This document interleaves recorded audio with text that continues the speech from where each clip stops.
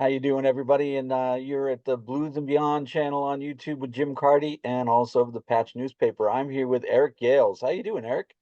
Hey, buddy, thanks for having me, man. Glad to be here. Oh, it's my pleasure. I've been a fan for a really long time, and it's been a pleasure to spin your records over the years. And I just want to jump right in. Last night was the anniversary of your Grammy nomination, and you attending the Grammys for Crown. Any thoughts Yeah. as you hit that milestone of a year of being able to reflect and having the show last night? Did you watch it by chance? The Grammys?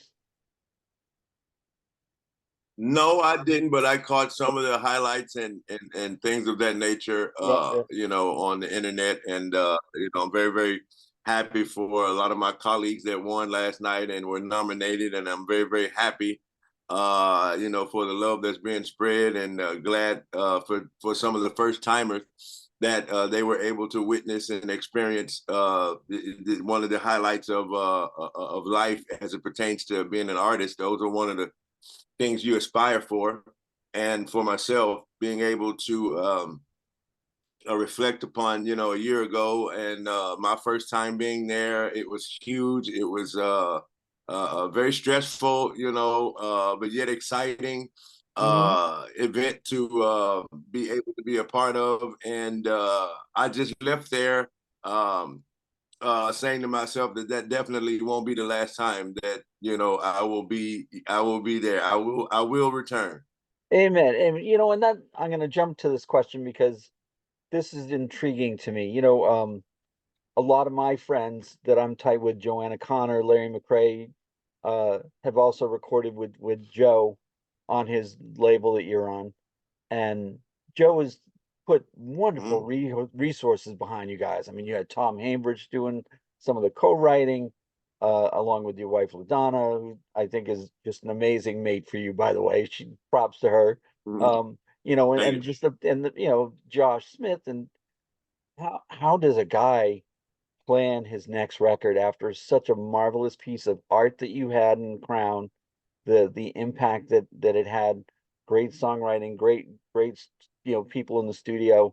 I mean, what is your plan for the next record to get back to the Grammys? Because I want to see you there. Um, I got a pretty interesting concept for this next record. I'm not at liberty to unveil it yet, All but right, it's going to be pretty special. I can say the overall theme of it is going to be connected to somebody that's very, very special and very, very close to me. good. And I will say that much. I will let you ponder on who and what I'm talking about. But Hmm. it's going to be pretty significant, and it's going to involve it's going to involve have some involvement of some really good close friends of mine, and Good. the way that we take the steps to follow up behind a record like Crown is just one step at a time, and Right. go and try to make the best record possible, regardless of how and what the long-term goal of it's going to be. The end result is for it to be the best thing possible, and that's exactly what I intend to do. Cool. Well, I also, for people who may go to my channel but may not know Crown that well yet, thematically, Crown I think hit on some really important themes of like the endurance of the human spirit, unconditional love, racism in society, how we can make a change in our lives as human beings relating to one another. um, I just think it was an amazing piece of work, Eric, and I want you to talk to that because you've been through highs and lows. I mean, as a teenager, you're on Arsenio, then you go to jail. I mean, I cried when I first saw that video of you playing in jail for your buddies there. I mean, uh, to have that lows and then to see you scrap your way up. I mean, I followed you through the Experience Hendrix tours where you kind of, was at a point where you were kind of coming back, and now you're doing very well, and I'm so happy for you. I mean, you've had this roller coaster ride, and I just want you to talk to what you did on Crown and how that relates to your life because it's really uh true to life stuff there that you're talking about. Yeah, I just, man, dug in deep and wrote material that particularly pertained to things that was the status of that I was seeing that the world was in, and Mm, very, very prominent topics that I felt needed to be sang about, and from the lens of my eyes, and I think that through the team that we utilized, we were able to get the point across very, very well, and with some very, very deep emotional tunes, and we still mhm. play quite a bit of them on tour, and the reception to the songs are overwhelming, and people are enjoying what they're hearing, and I stand behind the work and efforts that were put into you know the involvement of Crown. It's one of the I think one of the highlight records of my life that uh, and engages different aspects of my past and present and of course future. And with that being said, just keep carrying the torch, man. And Mm, it's a part of my story. It's not the end of the story. And right. there's many more pages to be written in the chapters of who Eric Gales is, and just make sure you keep reading. I just think you're doing great, and the ascension is just a wonderful thing to see. The other thing that you freely talk about is your sobriety. I was listening to a few other interviews, and you talked about talking almost every other day with another artist who I know is in recovery. And I being around the music for 30 years as well, have a lot of friends in recovery in the industry, probably more than who are, having an issue still, which is wonderful to see folks finding their sobriety and doing wonderful work. Can you talk to what keeps you sober? I know LaDonna, as I said, is marvelous. I think Little Crown is your buddy. You probably have talks late night with Crown about God, I love you, boy. Tell me about what keeps your sanity when you're out there on the road. With Crown, and the music and all of that is a huge part of the roles that are played, and trying to find a sense of peace and going forward, and not going back to the oblivion that once was. And it's just a daily reprieve, man, on going forward. And nobody says that mistakes are not going to be made, and Right. there's no one that's out there perfect, and things do happen, and well, in keeping full transparency, the sobriety thing is very important to me. Though the beginning of last year, I had to have a surgery that called for me to have to be put on some medication. It got a little out of hand, and I just picked back up the pieces and continued to go forward, and everything is back like it's supposed to be, and all is well, and but every day is a win, and just continuing to strive forward and make today a little bit better than yesterday is the ultimate goal for me.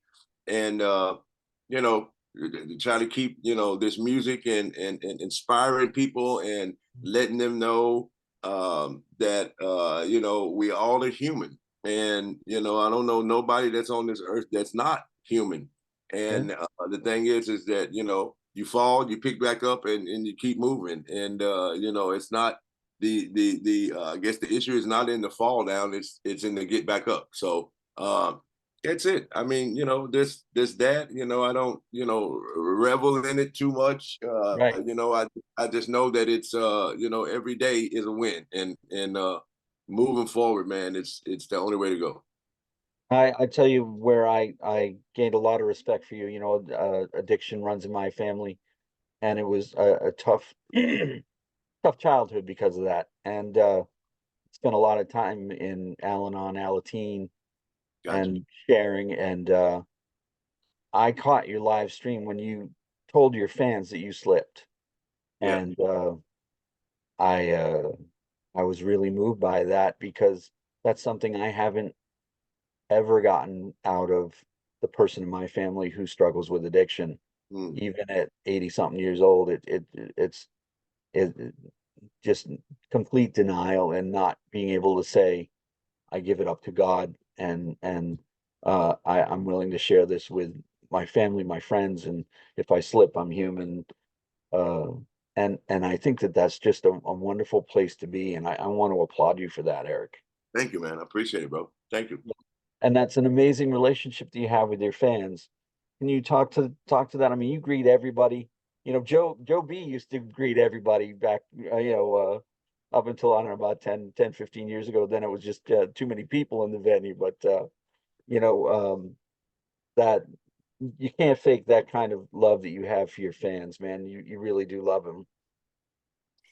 Yeah, I try to make the experience of coming to a show, something memorable, man. That's why, as of now, I'm still going out to the merch after the show and this and this and that. I mean, I can't say how long that's going to continue Yeah, because, as well for me, it's getting to be a little overwhelming, which is a good thing. And maybe we just time it down to targeted, meet and greets and stuff like that. But as for now, I'm still coming out and greeting everybody, for the 2 3 hours that I'm out there, man. I'm out there till the last person is in line, yeah, and that feeling that I see that the patrons get when they step up to it's their turn in line and they're standing there like, wow, here he is. And it's just a human person like all the rest of us, and kind, and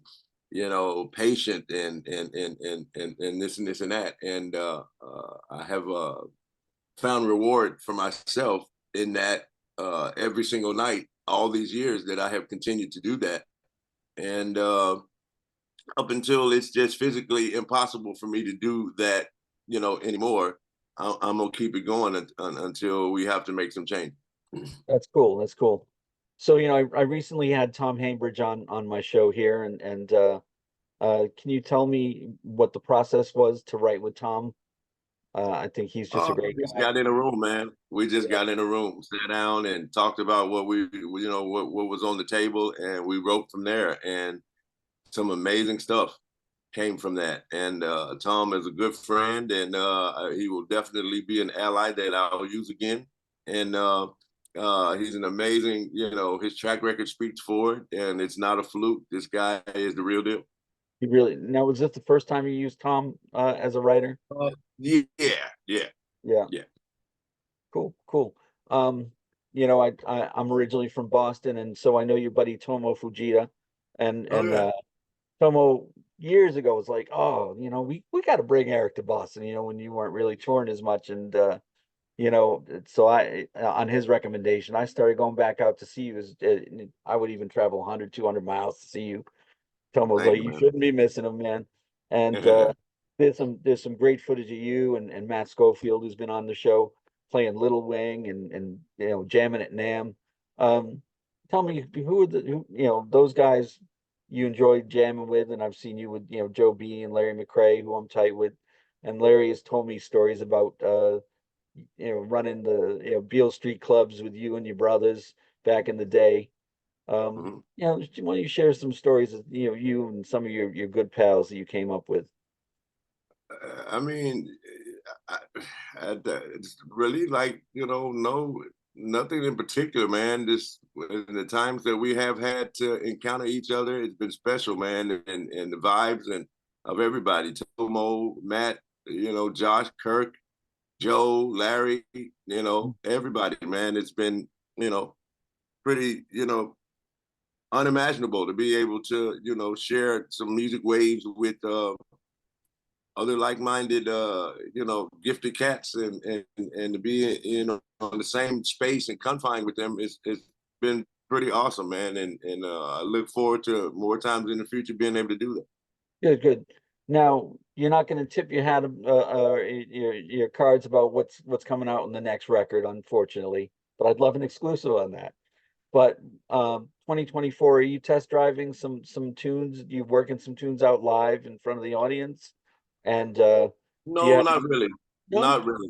Not new stuff. Not new stuff. I'm kind of going in the back catalog a little bit, because I Yeah. really haven't out of 19 records. I haven't really went back in the catalog, but I just started recently, going back in the catalog and playing some older stuff that I really had never played before, and kind of testing some of that out. So that's definitely what's is on the horizon of kind of feeling some of the older stuff out. Good, good. So that's what we can expect on the current tour when you come to Connecticut to the Katharine Hepburn Theater and Oh yeah, the East yeah, End. Good, yeah. good. A little new and a little bit of old, but going it's yeah, little combination. And I was saying, I used to see you on the Experience Hendrix tours. I missed those, but of course, there's nobody that really played with Jimmy who's still around that was in his bands like Band of Gypsies and the Hendrix Billy Experience. Billy Cox is still around. Yeah, he's the only one that I can think of. Yeah, Um, that's it. That's that's it. it. So I mean, it's um, but I remember seeing you with Buddy Guy and Hubert and just great lineups. And I know that Devin Allman was down in Memphis with Honey Tribe when you were kind of working the Memphis scene, and you've been on the Allman Family Revival tour. Do you have any of these package tours that you're taking to break out this year and doing As that of you have as on the of books now, yet? no, not as of now. But the email could come in the next day or two, and it's on the schedule. So, but Right. as of now, not as of now. Cool, cool. Well, is there anything else we should cover before I let you go and relax for the rest of the day? I think we got it, man. I always love coming to the Catherine Hepburn Center. It's beautiful. They treat us very, very, very well, and we love it there. And we just look forward to coming there and playing again. Good. Well, this was really fun to catch up with you, Eric, and I hope we do it again sometime soon. Absolutely, man. Thank you for All having right. me. I appreciate it. Oh, my pleasure. Thank you so Thank much. you.